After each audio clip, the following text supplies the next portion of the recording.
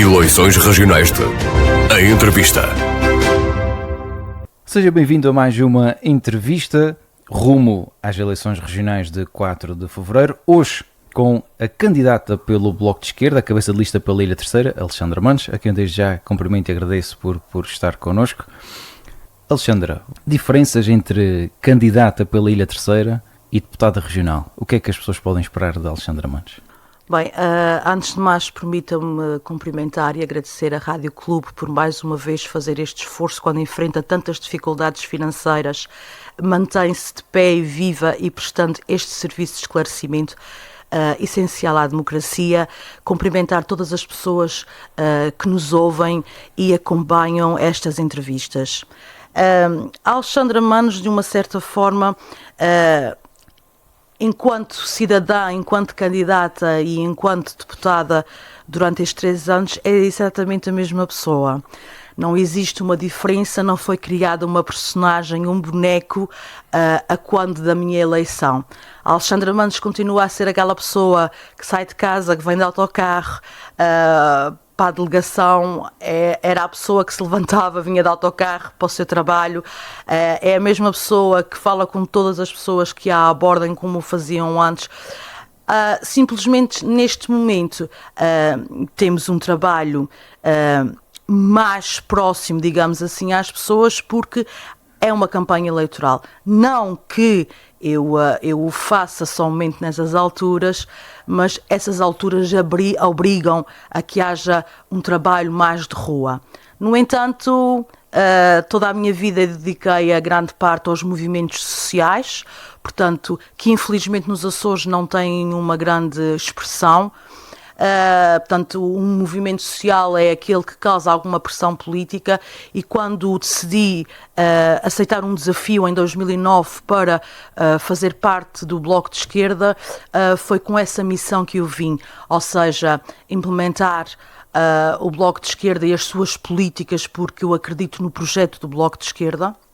Acho que este projeto é aquele que poderá mudar o rumo da Ilha Terceira em concreto e dos Açores no geral, e fazer também pressão naquele que for o governo que tiver em funções. Portanto, isto para dizer que não há uma Alexandra Manos deputada e uma Alexandra Manos candidata e uma Alexandra Manos cidadã. É a mesma pessoa, exatamente. Em caso de reeleição, vamos ter um trabalho de continuidade por parte de Alexandra Manos? Sim, sem dúvida. Eu, modéstias à parte, considero que estes 3 anos que tive um bom desempenho, e um desempenho essencialmente no sentido de dar resposta àquelas que eram as dificuldades sentidas durante este tempo. Seguindo, claro, a política, medidas do Bloco, com as quais eu me identifico e não tenho problema nenhum em assumir isso, não houve nunca da minha parte uma opção de posição devido a questões partidárias. Portanto, eu pus sempre em primeiro plano questões relacionadas com o bem-estar das pessoas. O bem-estar das pessoas deriva de uma transversalidade entre todas aquelas que têm que ser as respostas públicas. E dou-lhe já um exemplo de uma medida que foi tomada pelo Bloco, e a qual eu encabecei, que foi aquela questão da praia, dos despedimentos da praia cultural, da cooperativa Praia Cultural da Praia da Vitória. Ora, eu sabia logo à partida que não ia ser uma medida popular para muitas das pessoas, e que iriam ser colocados imensas questões e imensos dilemas, e que iam tentar desvalorizar a medida em si. Agora, o que é certo é que eu não estaria com a minha consciência em paz, sabendo que iria haver um despedimento coletivo de mais de 30 pessoas, em que 30 famílias ficariam com a sua vida condicionada, sabendo que eu podia, através do Bloco, apresentar uma medida que respeitasse a autonomia do poder local, mas que permitisse a estabilidade na vida daquelas pessoas. Ora, e foi isso que o Bloco fez. Não foi nem o PSD, nem o CDS, que é os partidos que sustentam a Câmara Municipal, e também esses partidos que sustentam o Governo Regional, não é? Não foram essas pessoas que tomaram esta medida ou esta opção de colocar as pessoas em primeiro lugar. Foi exatamente o Bloco que colocou aquelas pessoas em primeiro lugar. Portanto, sabendo mesmo que de imensas impopularidades que iam surgir e de questões, e isso não afastou as dificuldades, não afastaram o Bloco da necessidade de chegar à frente com aquilo. Como referiu, a Câmara Municipal, nesse caso, e o Governo têm mais ou menos os mesmos partidos coligados. Na opinião do Bloco, o processo arrastou-se demasiado tempo. Isso podia ter sido resolvido de outra forma? Olha, é assim, arrastou-se muito tempo. Ou seja, não estou contra a medida do Bloco não, em percebi, si. Se calhar poderia não ter chegado à medida à proposta do Bloco até. Exatamente, eu percebi perfeitamente o que é que quis dizer. Eu sinceramente, eu parto do princípio que as pessoas que assumem esses lugares de poder, decisores políticos e que têm, numa certa forma, a vida das pessoas nas mãos, que têm o bom senso de colocar a vida dessas pessoas em primeiro lugar. E sinceramente, durante muito tempo, eu pensei que a Presidente da Câmara da Câmara da Praia da Vitória iria conseguir reverter toda aquela situação. Depois percebi que já era má vontade, que não era, que o problema residia em algumas represálias políticas, e senti isso quando fui a uma Assembleia Municipal da Câmara da Praia da Vitória, em que a Presidente assumiu claramente que aquilo era uma decisão política, e a partir desse momento percebi que teríamos de atuar. É evidente que todo aquele processo, existem pessoas que estão desempregadas e outras que já conseguiram um emprego, mas todo este processo foi um conjunto de obscuridade, digamos assim, com chantagens, com manipulação emocional. Eu encontrei pessoas completamente fragilizadas emocionalmente por aquilo que lhes era dito. E digo-lhe já que foi muito complicado para mim emocionalmente, eu própria, gerir aquelas emoções, porque eu ia para casa e não me conseguia afastar aquela situação da minha cabeça, e vivi até o momento da aprovação da proposta do Bloco. Tive bastante desgaste emocional, porque tinha comigo o dilema de: será que eu estou a criar falsas expectativas nas pessoas e não o vou conseguir? E portanto, naquele momento, quando consegui... Foi um risco. Sim, foi um risco muito grande, e é isso que eu às vezes critico na política, é perceber que há pessoas que estão ali simplesmente numa personagem política, que não se conseguem emocionar ou criar uma empatia com as dificuldades das outras pessoas. Política, para mim, não se faz sem emoções e sem simpatia, sem solidariedade, sem empatia, sem olhar ao próximo como se fôssemos nós a passar por aquela situação. De maneira que, quando aquilo foi aprovado, eu vivi um turbilhão de emoções, que a única coisa que eu queria fazer era realmente me deitar, apagar tudo e poder descansar um bocadinho a cabeça. Mas foi, acima de tudo, e eu acho que isto é muito importante dizer aqui, uma vitória daquelas pessoas que não tinham nada a perder, que perderam a vergonha, perderam o medo e decidiram mostrar que os seus postos de trabalho eram importantes e reivindicar por eles, coisa que muita gente nos Açores não tem a coragem para fazer. Isto foi uma grande lição de vida também, para mostrar às pessoas que a política tem um papel fundamental na vida delas, porque tudo é política e todas as medidas influenciam a vida das pessoas. E que as pessoas não se podem afastar da política generalizando que são todos iguais ou que querem taxas. Se há coisa que a mim mais me incomoda, é a generalização do taxo. Porque nem todas as pessoas estão ali para cumprir objetivos partidários. Há pessoas que estão ali realmente dedicadas ao trabalho que tem que ser feito em prol das pessoas. Essa é a resposta que, por exemplo, o Bloco de Esquerda nessa matéria dá àqueles que disseram que foi aproveitamento político essa situação por parte do Bloco. Exatamente. Aproveitamento político foi aquilo que PSD e CDS fizeram da situação para fazer um combate político ao PS. Isso é vergonhoso, porque em vez de se discutir a solução para aquelas pessoas, discutia-se quem é que tinha tido a culpa da gestão, da boa ou da má gestão da Câmara da Praia da Vitória, sem que aquelas pessoas fossem sequer ouvidas nessa gestão. Portanto, isso é que é aproveitamento político. O combate político, que muitas vezes é traçado na Assembleia, afasta as pessoas, porque elas não ouvem aquilo que é os seus interesses para ouvir aquilo que são os interesses partidários. Infelizmente, todos os partidos grandes muitas vezes pecam por isso. Nestes poucos minutos de conversa já percebemos que o Bloco vai continuar a ser um partido fiscalizador.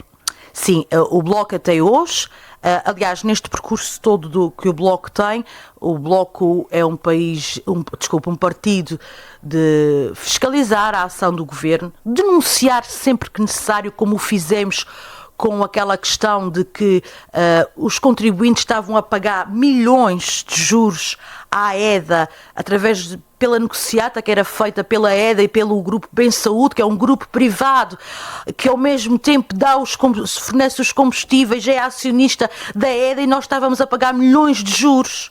E nenhum outro partido teve a coragem para colocar isto em cima da mesa e para confrontar as grandes elites económicas da região. E também somos um partido de apresentar soluções. Sem dúvida, o Bloco de Esquerda liderou a oposição nestes 3 anos de legislatura, liderando com fiscalização, denúncia e apresentando soluções. Alexandra, porquê que os Açores têm que ser levados mais a sério? Que é a grande mensagem que as pessoas encontram, quem circula na rua, nas vossas redes sociais. Exatamente. Não é que o Bloco não levasse os Açores a sério, mas o que vimos até agora, não é? E o contexto histórico e atual do momento na região prova exatamente isso. Os Açores são a região mais pobre do país. É a região que tem a maior taxa de abandono escolar precoce. Quer dizer, é o triplo da média nacional, e a mais alta taxa da Europa. É a região com mais desigualdades sociais. É a taxa com maior incidência de violência doméstica. Temos um conjunto de indicadores sociais que provam que a nossa situação é terrível, digamos assim.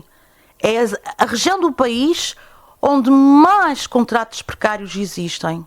É a região do país onde querem implementar agora uma nova monocultura, que é a monocultura do turismo, quando, por exemplo, temos o exemplo da Madeira, que é a segunda região do país mais pobre e que prova exatamente que uma monocultura, e essencialmente no turismo, não garante a distribuição da riqueza de igual forma, porque serão sempre os grandes investidores, os grandes grupos que recebem milhões de incentivos públicos e que pagam o ordenado mínimo.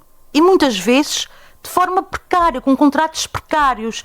E esta região precisa de ser levada a sério exatamente por isso, porque precisa de um novo rumo, de um novo projeto, em que as pessoas sejam realmente colocadas em primeiro plano e que a transversalidade do investimento na saúde, na educação, na habitação e nas outras áreas todas seja promissor e que lhes garanta um futuro. Por exemplo, qual é a perspectiva que um jovem de hoje em dia tem em investir nos estudos? Não tem. Porque sabe que, à partida, esta região não lhe vai garantir o futuro. Não lhe garante o futuro, ou imigra, ou resigna-se. E resigna-se a um caminho que vai ter que fazer de precariedade, de desinvestimento em si próprio, de adiar sonhos que acaba por nunca concretizar. E a primeira coisa que tem que se mudar para poder um jovem desmotivado perspectivar um futuro é realmente mostrar que temos que ter uma região diferente e que há capacidades para termos uma região diferente. Antes de abordarmos aí alguns setores que a Alexandra referiu, perguntava que vantagens é que as pessoas vão encontrar, e se calhar falando aqui para mais de 50% de açorianos que não votaram nas últimas eleições regionais, que vantagens é que as pessoas vão ter ao votar no Bloco? E já agora, porque é uma pergunta que eu diria que atualmente é da praxe, existem possíveis coligações, caso, por exemplo, o Bloco tenha que se aliar, por exemplo, a um PS ou assim? Eu vou-lhe responder à primeira, então. É assim, eu acho que até agora, em mais de 40 anos de autonomia, que o maior fracasso da nossa autonomia é realmente a pobreza. Não é? Nós vivemos numa região, como eu já disse, em que mais de 1/3 das pessoas são pobres.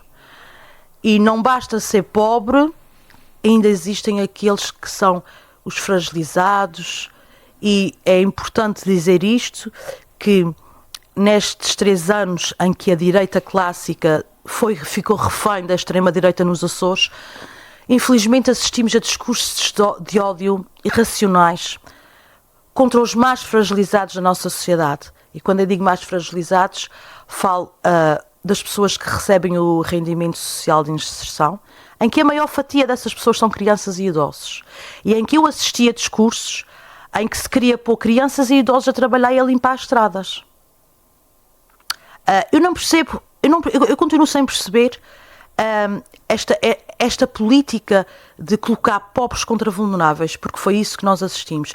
Porque eu não sei se nenhuma daquelas pessoas que condena estas queria viver com 100 e tal euros por mês, que é isso que o rendimento social de inserção dá, e é isso que o Governo da República paga. Isto nem sequer é pago pelos Açores. É o Governo da República e é uma das medidas de combate à pobreza. Senão teríamos crianças a passar fome, idosos a passar fome, idosos sem comer.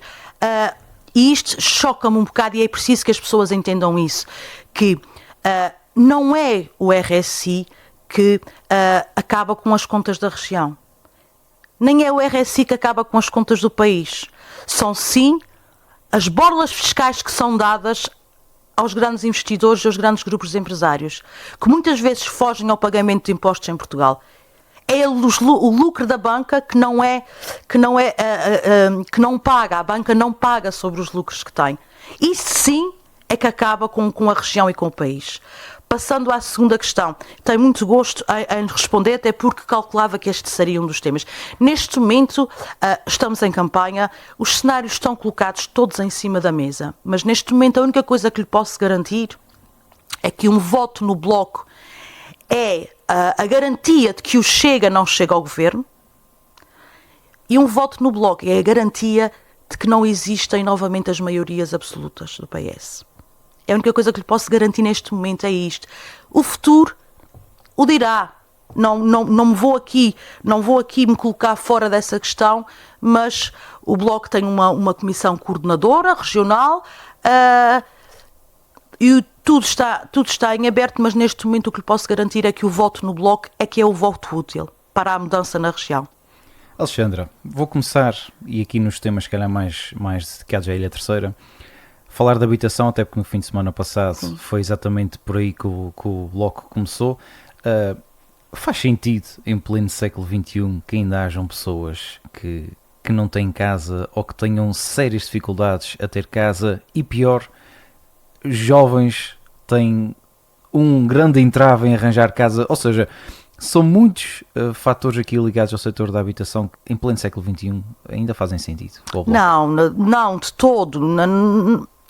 O problema da habitação não é um problema que surgiu agora, atenção. O problema da habitação é um problema que já se arrasta há anos, não é um problema unicamente regional. E se calhar neste momento o facto de nós não termos manifestações públicas de pessoas a viver em tendas ou em alguma outra situação precária ou em carros, é porque nós felizmente temos uma região que ainda acolhe as pessoas ao lado, não é? Temos uma proximidade de famílias que ajuda com uma garagem ou que ajuda com um quarto, que disponibiliza.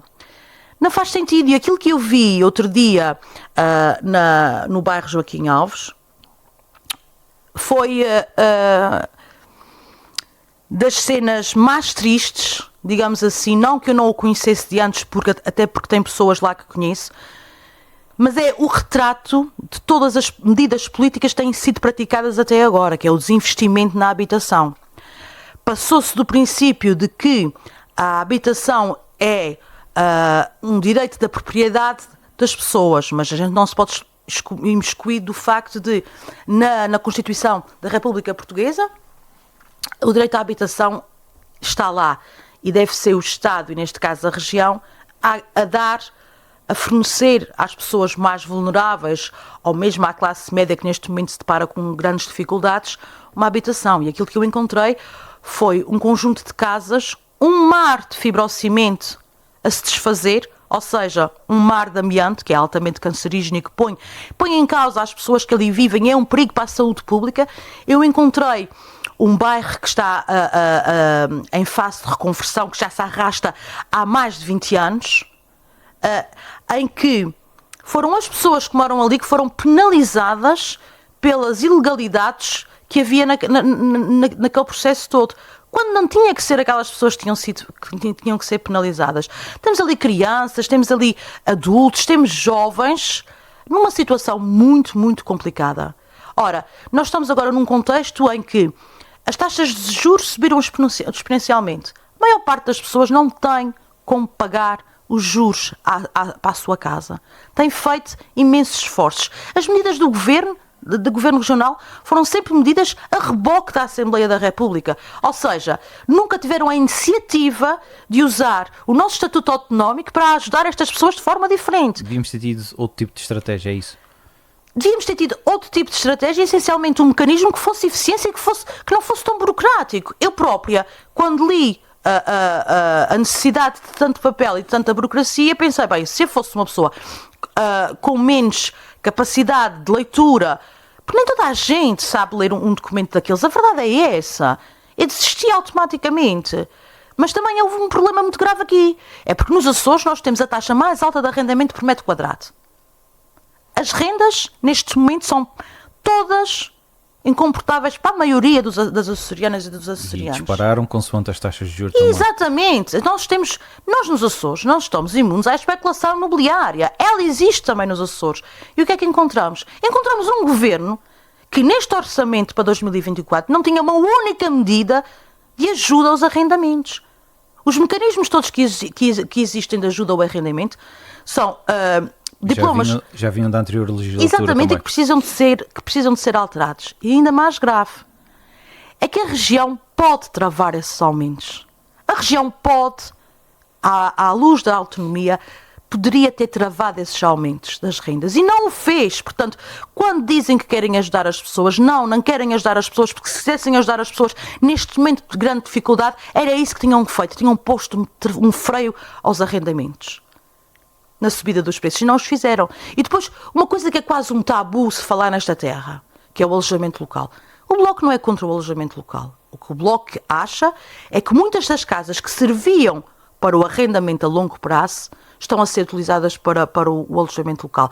Ora, se essas casas desaparecem para o arrendamento a longo prazo, têm que ser colocadas casas públicas por duas razões muito importantes, que as pessoas precisam de perceber. Uma, para haver oferta de casas para as pessoas que necessitam, e a outra que é para regular o mercado, senão a tendência vai ser sempre um aumento. Enquanto não houver uma oferta de casas públicas, uma bolsa de casas públicas, os preços do arrendamento vão continuar a subir. O Governo tem um bom par de casas espalhadas pela Ilha Terceira e sem falar no bairro dos Americanos, que também pode ser incluído aí e que sabemos que o processo está a desenrolar. Ainda bem que falou na casa dos nos bairros das casas dos americanos. Não sei se sabe, mas foi exatamente o Bloco que na legislatura passada levou a questão das casas dos bairros dos americanos ao Parlamento Regional. E se hoje há casas que estão a ser recuperadas, foi exatamente porque o Bloco levou esta medida, embora depois o PS tenha apropriado da proposta, foi o Bloco exatamente que disse que em X anos parte daquelas casas tinham que passar por uma bolsa de habitação pública. No entanto, não é isso que o Governo Regional pretende fazer. O Governo Regional pretende dar um fim comercial àquelas casas. Não é responder à grande dificuldade que as pessoas têm. É pôr um comércio naquelas casas. O que é muito mau. Porque aquelas casas que estão ali são boas, exigem um investimento, é claro, são boas, mas devem ser colocadas antes de mais para as necessidades da ilha e para a captação e fixação de pessoas. Os bairros, se me permites, os bairros sociais são uma política que já devia estar descontinuada. Aquele bairro começou, a reconversão daquele bairro começa mal exatamente por isso, porque na altura que começou a reconversão daquele bairro, não é o projeto, que tem toda a razão de ser, a região tem casas pelas freguesias, já havia o despovoamento dessas freguesias, o que tinha que ser feito era criar respostas públicas no sentido de haver uma boa rede de transportes, reabrir escolas e dispersar essas pessoas pelas freguesias. Senão estamos a fazer o quê? Estamos a deslocalizar um problema social para metros à frente. E isto é uma má prática. É um erro e que já não se faz pela Europa toda. É só o governo deslocalizar problemas e afastá-los da rua. E atenção, que naquele bairro de Joaquim Alves, parte das casas que já deveriam estar demolidas, ou seja, não tinham condições para a habitabilidade para as outras pessoas que já passaram para as suas casas novas, há pessoas que foram colocadas ali. Ou seja, o Governo Regional continua a usar parte daquelas casas para responder a problemas sociais, quando aquelas casas não têm condições nenhumas de habitabilidade. Mas afinal, isto o que é? Porquê é que as casas não foram demolidas à maneira que se ia entregando as casas? Portanto, toda a política de habitação, seja ela anterior ou agora, é igual. há um desinvestimento, por muito que queiram dizer, há um desinvestimento. E depois é importante que as pessoas percebam uma coisa, nós nunca tivemos um envelope financeiro com tanto poder como é o PRR. No entanto, o Governo Regional não executou nem um décimo do dinheiro que existe para investir na habitação. Mas porquê? Que ineficácia é esta? É porque eu continuo sem perceber quais foram as respostas realmente que este Governo fez. Este Governo agiu cirurgicamente em algumas classes profissionais para garantir a sua sobrevivência política. Nós temos um Governo que diz que quer diminuir a idade da reforma nos Açores, porque temos uma esperança média de vida. Mas não diz que quer resolver, que quer perceber porque é que nós vivemos menos tempo. Portanto, existem aqui problemas, doenças mentais. A saúde mental nunca foi entendida por nenhum governo como uma prioridade. E nós temos jovens a se suicidar hoje em dia. E temos pessoas da meia-idade também. Mas que raio de serviço regional de saúde é este que não atende de forma imediata a essas situações? Nós temos jovens nas escolas que precisam de mais psicólogos. Precisam de uma resposta imediata e de um encaminhamento imediato. E não temos respostas para isso. Não há um investimento real. Não há um investimento na reestruturação da vida das pessoas. Na opinião do Bloco, para aquilo que eu interpreto, não estamos a preparar os jovens que nos vão governar amanhã atualmente? Não estamos. O que nós temos estado a passar para esses jovens é que não vale a pena ter um sistema regional de saúde público, que o que este governo tem feito é um investimento nos privados, quando é o sistema regional de saúde que é aquele que tem que dar resposta a todas as pessoas, independentemente da classe e do dinheiro que oferem ao fim do mês. Nós temos um investimento forte que devia ser transitório e para solucionar medidas imediatas ou necessidades imediatas do Serviço Regional de Saúde, mas que está entregue aos privados. Ou seja, não há um investimento no Serviço Regional de Saúde para haver um investimento e um pagamento que sai muito mais caro aos privados na nossa região. Podemos dizer que esse investimento também falta, por exemplo, no setor da educação? Claro que Fazendo falta. aqui uma comparação. Claro que falta. E atenção, e eu acho que eu quero começar esta resposta dizendo assim: a educação é o único trampolim social que existe, ou seja, é a única maneira que as pessoas têm de mudar as suas vidas. E tem sido tão desprezado, tão desprezado. Por isso é que temos essa alta incidência de pobreza nos Açores, porque a partir do momento em que as pessoas forem mais qualificadas e houver melhor pagamento e mais salários, é mais dinheiro na economia. E o que acontece não é isso. Nós temos assistido a inícios de anos letivos caóticos. São os portões das escolas encerrados.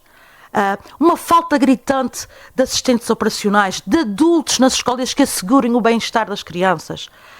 Uma falta de professores gritante, que não é de agora. Eu não estou a dizer que é agora. Mas porquê é que este Governo Regional não implementou o sistema de incentivos que está previsto no Estatuto dos Docentes?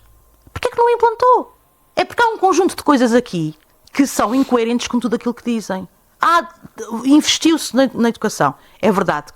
Agiu-se cirurgicamente nos professores e bem, embora ainda hajam situações ali que têm que ser alteradas, que têm que ser melhoradas, mas os problemas estruturais da educação continuam todos por resolver e este governo, só a direita toda reunida, só conseguiu piorar substancialmente.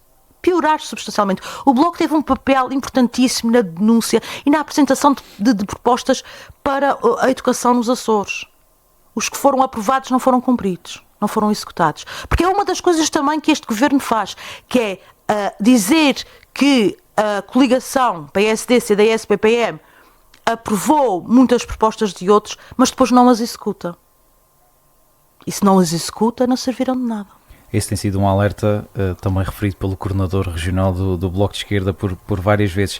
Alexandre, ainda aqui no setor da educação, poderíamos relacionar, por exemplo, a ciência com a agricultura e pescas e dar formação aos nossos alunos nesse âmbito? Claro! Ou seja, as pessoas continuarem a trabalhar naquelas áreas, mas mais qualificadas. Claro, exatamente. Quanto mais, as pessoas têm que entender uma coisa, quanto mais está provado... Porque pescas e agricultura não nos pode faltar, obviamente, que são aqui dois pilares da economia. Claro. As pessoas têm de entender, quanto mais formação tiverem, quanto mais qualificação tiverem, está provado, mais ganham, mais condições de vida têm, mais respeito têm. E o que se nota nesta região é que nós vamos perdendo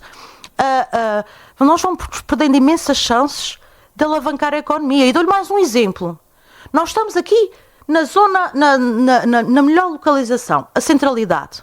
Aliás, recordo aqui que tanto Bolieiro como Artur Lima, em campanha, afirmavam que isto ia ser a altura da centralidade da Terceira. A Terceira ficou ao abandono, continua tal e qual. O que nós temos é uma porta de um aeroporto inaugurado, mas a estrutura que cobre o aeroporto está a cair aos bocados. Mas inaugurou-se uma porta pela qual já se passava há meses e meses. A verdade é esta. Nós não sabemos, na verdade, o verdadeiro valor da nossa posição geoestratégica. Não valemos, não sabemos quanto é que a nossa posição vale. Mas nós sabemos que estamos a perder oportunidades com a ocupação militar da base das Lajes, que teve o seu papel importantíssimo no desenvolvimento socioeconómico desta região e desta ilha em particular. É verdade.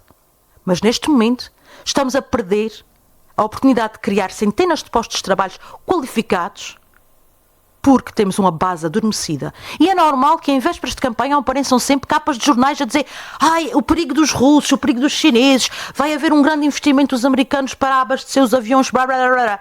Mas na verdade nunca nada disso se concretiza. Podia haver uma reformulação, é isso?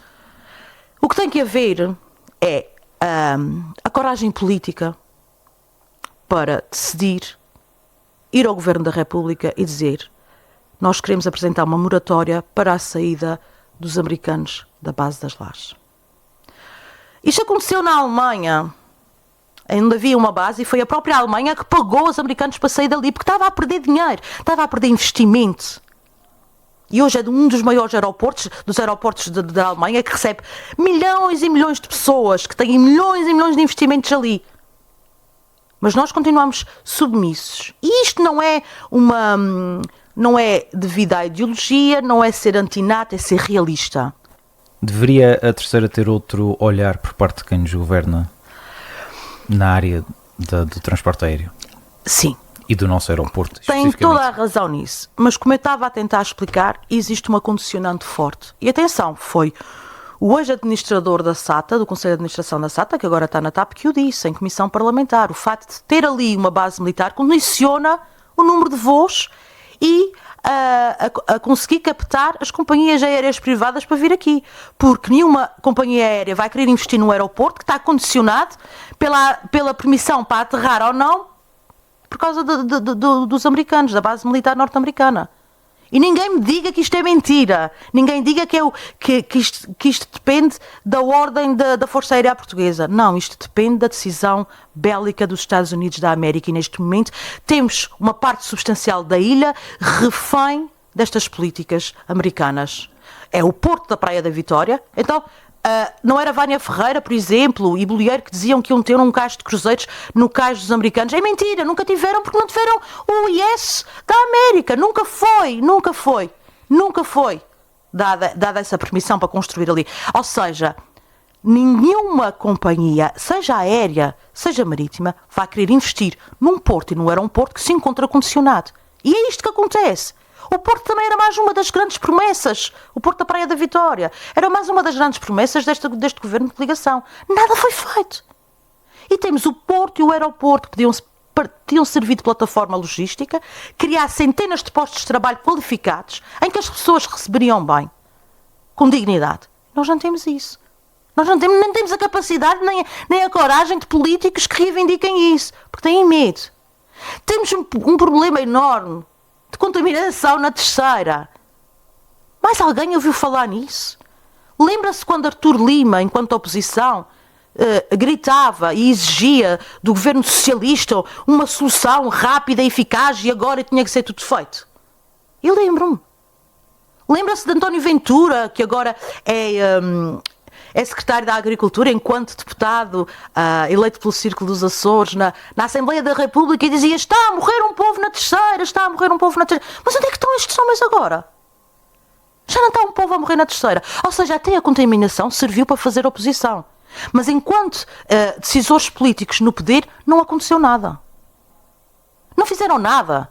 E aquilo que Artur Lima nos diz naquelas declarações depois da comunicação bilateral, daquelas reuniões, é que está tudo a correr muito bem. Mas nós os americanos assumiram que vão descontaminar.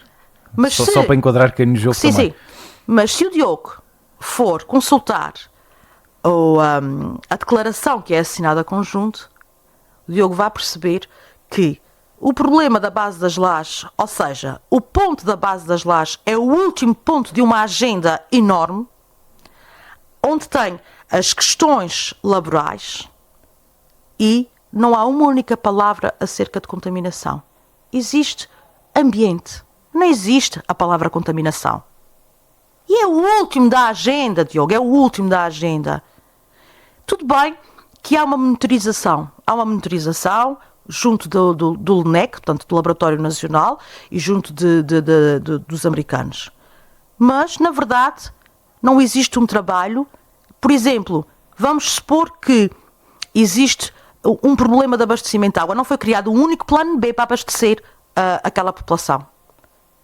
Muito pelo contrário, pessoas que estavam a acompanhar este trabalho de monitorização e que eram pessoas essenciais e reconhecidas pelo LNEC, aqui da ilha, foram afastadas por represálias políticas. As pessoas que mais tinham conhecimentos, tinham acerca deste processo todo, foram afastadas dessas reuniões e desse trabalho.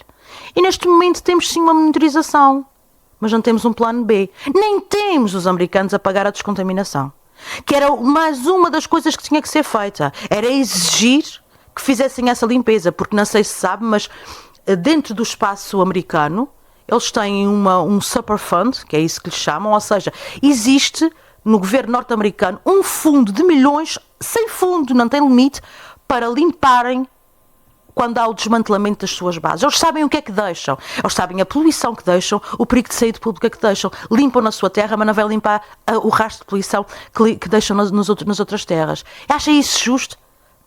Acha que até agora o governo tem tido uma posição reivindicativa que tinha enquanto oposição? Não. As terceirenses continuam sob a ameaça de um perigo público, sem que seja resolvido, sem que lhes esteja colocada uma opção B. Continuamos nisso. Essa vai continuar a ser também uma voz do Bloco em caso de reeleição no Parlamento. Veja bem, nós aqui, portanto, enquanto oposição, podemos e devemos fazer este trabalho. O Governo já deveria ter feito muito mais. Mas atenção, não sei se lembra deste percurso. Foi o Bloco de Esquerda, foi a coordenadora do Bloco de Esquerda à altura, Catarina Martins, a primeira pessoa a falar nisso, a vir à ilha para denunciar isso. Foi o Bloco que levou pela primeira vez este problema ambiental à Assembleia da República, quando todos os outros estavam calados. Porquê? Porque havia o problema da submissão ao governo norte-americano. Nós não temos problemas com isso. E asseguro-lhe que mais um voto no Bloco é mais um voto para garantir a descontaminação, para garantir um trabalho efetivo de descontaminação. Alexandra, o tempo voa. Voa. Como já deu por isso. Eu falo muito. Caminhamos para o fim, temos mais ou menos 5 minutos. Eu pedi-lhe que nos revelasse propostas do Bloco e outras matérias que a gente possa não ter abordado e que acha importante nestes 5 minutos ainda abordar. Bom, portanto, de uma certa forma já fui respondendo a essas coisas, não é? Aqui na terceira nós temos como prioridades a criação de emprego, no que toca exatamente naquilo que eu falei, que é na possibilidade destas duas plataformas, o aeroporto e o aeroporto, servirem para o uso civil. Já agora, Diga. sem quebrar o raciocínio, concorda com aquela nova proposta de cais multiusos na Praia da Vitória em vez de cais de cruzeiro, por exemplo? Olha, Diogo, isto não vai ser feito.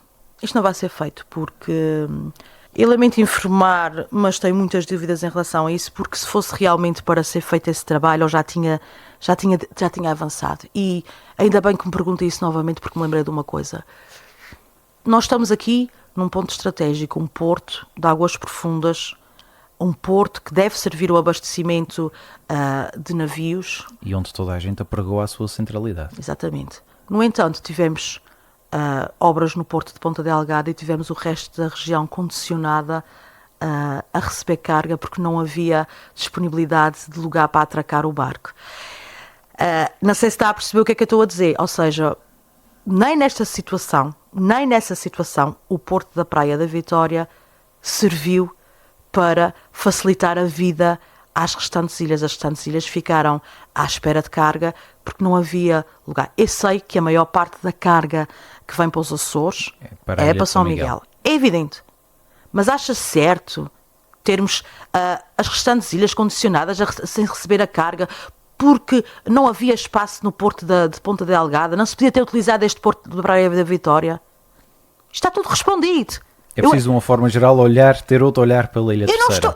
Eu não estou utilizando aquela política facilitista do bairrismo, que se há pessoa que não é bairrista sou eu. Mas acho que tenham sido utilizados todos os meios que nós temos à nossa disponibilidade. E não se pode pensar numa região dividida por 9 ilhas. Temos que pensar numa região una, com 9 ilhas com as suas especificidades, mas que temos que utilizar todos os recursos de forma a facilitar a vida às pessoas. E o que é que este governo fez? Não fez nada, não foi capaz de chegar junto às companhias privadas de transporte marítimo e dizer, olha, tem ali o porto da Praia da Vitória, vamos facilitar a vossa ida para lá baixando as taxas, ou mesmo tirando... Era uma situação transitória. Mas não, o medo é tanto que este porto se torne importante, o medo é tanto, que nem isso fizeram. E isto, com o Bloco no poder, não se passava. Com o Bloco no poder, ou com um Bloco com mais força, nós já teríamos uma economia muito mais eficaz. Porque para nós é o bem-estar das pessoas, e o bem-estar das pessoas só é conseguido quando há respostas públicas, ou quando se investe na saúde, quando se investe na educação, quando se investe no ambiente, quando se investe na habitação, quando se investe em emprego. Veja lá, o tecido empresarial da Terceira está definhando. Está definhando porquê? Porque ainda estão à espera de pagamentos desde 2020 e 2021. Mas afinal, onde é que está o dinheiro desta região? Este governo aumentou a dívida. Este governo que dizia, um governo refém da iniciativa liberal, da extrema-direita, dizia que ia acabar com a dívida pública. É mentira, a dívida triplicou. A dívida na SATA triplicou. Tudo aumentou, a dívida aumentou. Não foram capazes de gerir esta região. E então o discurso era sempre o mesmo. Para a sua ineficácia, falavam nos 24 anos anteriores. E passamos dias e meses a ouvir sempre a mesma coisa. Nós não conseguimos fazer porque o governo anterior deixou assim. Não! Tem que ter a capacidade de gerir com as coisas que lhe aparecem. E não tiveram. Criaram nichos onde sabem que vão colher votos. Este governo implementou a maior política de exclusão de pessoas. Criou projetos para excluir outras pessoas. Os novos idosos, que têm o seu mérito, atenção, e o Nascer Mais, por exemplo, que excluiu parte substancial das pessoas da região.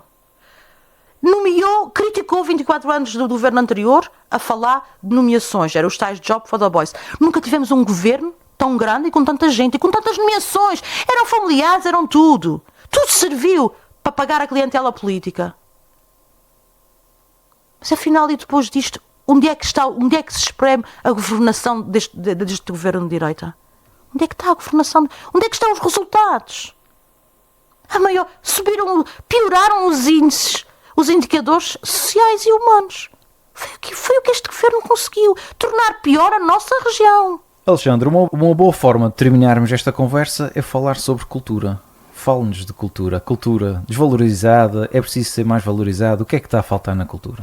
Olha, veja lá, neste período de 3 anos, a área da cultura, que depois passou a ser chamada de assuntos culturais, teve 2 secretárias, 3 diretores regionais e o maior desinvestimento da história da autonomia na cultura. A cultura é, por norma, o parente pobre de qualquer orçamento, porque os governantes não entendem a cultura como um bem essencial. E este governo de direita só mostrou que a cultura deve servir às elites, não deve servir ao povo, porque um povo inculto é um povo que segue um governo sem questionar e sem criticar. E é isso que a cultura nos faz. A cultura cria-nos um caos interior para nós conseguirmos questionar. Um desinvestimento enorme, e nunca se tinha passado o que se passou na cultura. É porque nem os apoios que foram fruto de uma candidatura aprovada, passaram o ano 2023, os agentes culturais, sem receber um pingo de dinheiro que fosse, pelas atividades que já tinham feito, que já tinham investido, que tinham pedido dinheiro para colocar na rua. E isto não pode acontecer mais. Os agentes culturais são trabalhadores como qualquer outro trabalhador. E quando se candidatam-se como qualquer outra pessoa se candidata a incentivos. E só em 2024 É que estas pessoas estão a receber o dinheiro de 2023, passaram 2023 sem receber dinheiro nenhum. E isto é impossível. Isto é impossível numa região. Isto é impossível e demonstra o desrespeito que existe pelas pessoas que produzem cultura. Põe em causa a nossa identidade. Claro que põe. Põe em causa a nossa identidade, põe em causa tudo, põe em causa o futuro, põe em causa o presente, põe em causa tudo. A cultura é entendida como um bem de luxo e não pode continuar. Todas as pessoas têm direito à cultura. As pessoas têm direito a produzir cultura e a usufruir da cultura. E nesta região o que o Governo de Direita fez foi acabar com isso. Foi dificultar a vida à cultura. O Governo de Direita dificultou a vida à cultura. E isto é uma vergonha enorme e eu não posso deixar de dizer isso. Entretanto, o Bloco apresentou uma proposta com uma revisão global do regime de apoios às atividades culturais nos Açores, porque a nossa proposta permite estabilidade, permite previsão, é muito mais rápida, é desburocrática e permite muito mais empenho daquelas pessoas, porque senão vamos ter uma região sem cultura, sem produção cultural. E isto não pode acontecer, porque acabar com uma região, com uma cultura é acabar com uma região, é acabar com um povo. É mesmo um convite à iliteracia. É uma boa forma de terminarmos esta conversa, Já está feito. Alexandra, porque esgotamos o nosso tempo, estive aqui um bocadinho, mas também já o fiz com outros candidatos, não é por aí. Agradeço mais uma vez a presença da candidata pelo Bloco de Esquerda, Alexandra Mannes, aqui na Voz da Terceira, e até à próxima. Obrigada até à próxima. Eleições Regionais de Em Entrevista.